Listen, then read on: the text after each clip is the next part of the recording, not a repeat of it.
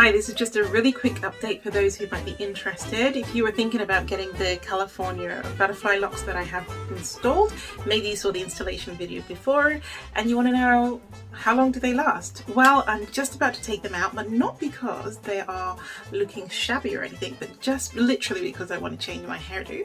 And this is them after 4 weeks of wear. And I'm telling you, man, this has maintained itself so well. I haven't really had to separate them, which I think is really good. So I think that these would last for as long as you want them to. I was expecting the locks themselves to hold well, but I thought in general the style might not keep. I haven't done anything, you know, I don't put scarves on, I don't sleep with a silk pillow or anything.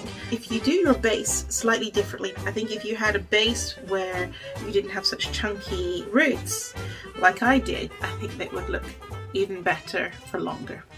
So that's just my brief assessment of this particular hair after 4 weeks of wear. I hope it's useful to you. Do subscribe, look out for my next hairdo. I haven't decided yet. Should I go crochet or should I do wig? Tell me what you prefer down below and I look forward to seeing you on my next video. Bye bye.